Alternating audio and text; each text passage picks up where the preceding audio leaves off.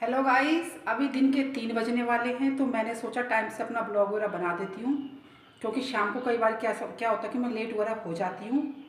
तो आज कौन से टॉपिक पे बात करूँ, चलो मैं शुरू करती हूँ। तो क्या था, जब मैं छोटी थी मैं गांव में रहती थी और मैंने पाल रखे थे अपने 2 बैल, बड़े प्यारे से हीरा और मोती, जिनको मैं बहुत प्यार करती थी। तो क्या हुआ कि हमारे पहाड़ी इलाकों में जब हम घास की कटाई करने जाते हैं ना, तो मतलब जो घास वगैरह काटने जाते हैं हम, या तो बोलते हैं मैलदान, मतलब क्या बोलते हैं, तलबौड़ या मलबौड़ हमारी भाषा में। क्योंकि हमें दोनों लैंग्वेज आती है, गढ़वाली भी मिक्स है हमारे में और कुमाऊनी भी। तो तलबौड़ का मतलब है नीचे की साइड जाना है, मतलब घास की कटाई करने। तो मैं क्या करती थी, हमारे यहाँ जैसे गांव के सारे लोग, जैसे एरिया होता है घास कटाई का, तो सारे लोग जैसे खोलते हैं उसको 1-2 महीने के लिए, जब खूब सारी घास हो जाती है। तो मेरे को तो काम करना मना था घर में कि तुम काम नहीं करोगी, घर का घर में रहो, लेकिन मुझे बड़ा शौक था हर काम सीखने की, मेरी आदत थी कि मुझे बस सीखनी है हर चीज़।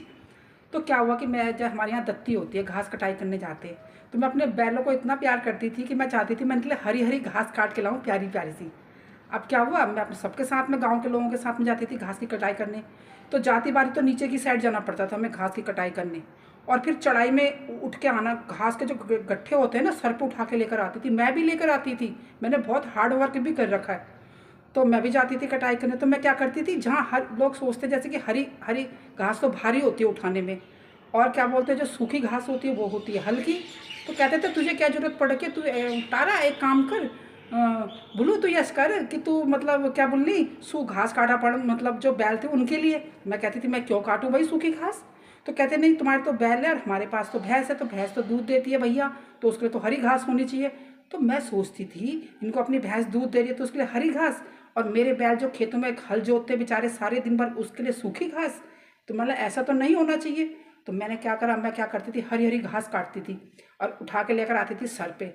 और मैं इतनी जिद्दी थी कि भाई उसका, उसने ज़्यादा घास काटी हो तो मेरे को उससे ज़्यादा सर पे लेके जाना, चाहे मेरी गर्दन मुड़ जाए, गर्दन टेढ़ी हो जाए मेरी, लेकिन नहीं, मुझे ज़्यादा लेके जानी है सर पे उठा के। इतनी चढ़ाई से उठा के लेकर आती थी मैं घास की कटाई करके। फिर क्या करती थी, अपने बैलों के लिए, जैसे गाय की जो गौशाला होती है हमारे यहाँ छानी बोलते हैं, तो मैं वहाँ लेके जाती थी घास कटाई करके।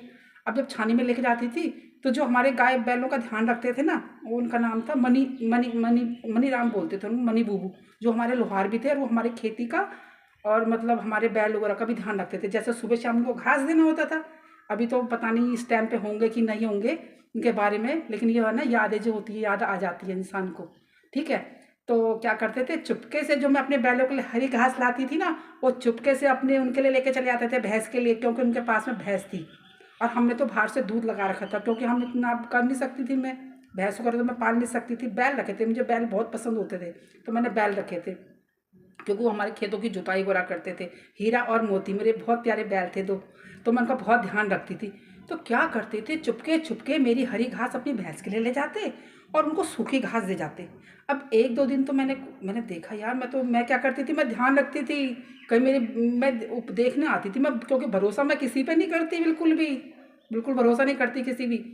मैं क्या करती थी, चुपके से जाती थी देखने कि मेरे जो बैल है उनको हरी घास है कि सूखी घास। एक दिन पकड़ लिया मैंने, वो चुपके चुपके, जब वो टाइम होता था ना, क्या बोलते हैं, बूबू बोलते हैं हमारे में दादा को, बूबू जी बोलती थी मैं उनको। अच्छा बूबू जी, आप मेरे क्या बोलते हैं, मेरे बैलों का घास लेके जा रहे हो अपनी भैंस के लिए, अच्छा। और मैं जल्दी से आई दौड़ के, और मैंने अपने दादा से बोला, दादा देखो, मैं इतनी मेहनत करती हूँ, मैं अपनी बैलों के लिए घास लेकर आती हूँ और ये बूबू अपनी भैंस के लिए लेके चले जाते हैं, ये तो गलत बात है ना, गलत बात है। तो कहते थे कोई बात नहीं, छोड़ो, ऐसे नहीं, वो चलता रहता कोई, मतलब क्यों छोड़ूं भाई, मेरे बैल है, इतने खेत की जुताई करते हैं, इतना मेहनत करते हैं, तो उनको भी तो हरी घास मिलनी चाहिए ना। तो मैं उनका इतना ध्यान रखती थी, मैं उनको बहुत प्यार करती थी। फिर कुछ समय बाद आने वाले टाइम में, कि जब हमने मतलब फिर छोड़ दिया, बेच दिया बैलों को, क्योंकि मेरे दादा थोड़ा वो हो गए, ज़्यादा एज के हो गए, फिर इतना काम घर हमने दूसरे के हैंड ओवर कर दिया अपनी खेती। फिर मैं इतना रोई जब हमारे एक बैल बिके। मैं उनका इतना ध्यान रखती थी, हमारे यहाँ एक संक्रांत होती है ना, तो हम बैलों को टीका करते हैं, और उनके जैसे वो करते हैं, जो सींग होते हैं बैलों के, उनमें तेल वगैरह लगा के सींगों की पूजा करते हैं हम बैलों की। एक संक्रांत होती है हमारे बैलों की भी होती है, और उनके लिए हम वो बनाते हैं, खूब सारे हथिन बनाते हैं, डले बट बट के, उसमें जौ का आटा होता है, गेहूं का आटा होता है, मिक्स करके। तो मैं अपने बैलों का इतना ध्यान रखती थी और इतने प्यार से रखती थी उनको। तो आज भी मुझे वो यादें हैं अपने बचपन की। तो मैंने कहा था ना आपको, मैं अपनी सारी बातें बताऊंगी अपनी बचपन की, और सच्ची बातें बताऊंगी, ऐसे झूठ वगैरह नहीं बोलूँगी, सच बोलूँगी। तो कल आऊँगी मैं नए ब्लॉग में, और आप मुझे कमेंट करके बताना कि आपको मेरा ब्लॉग कैसा लगा। Okay bye, Tata.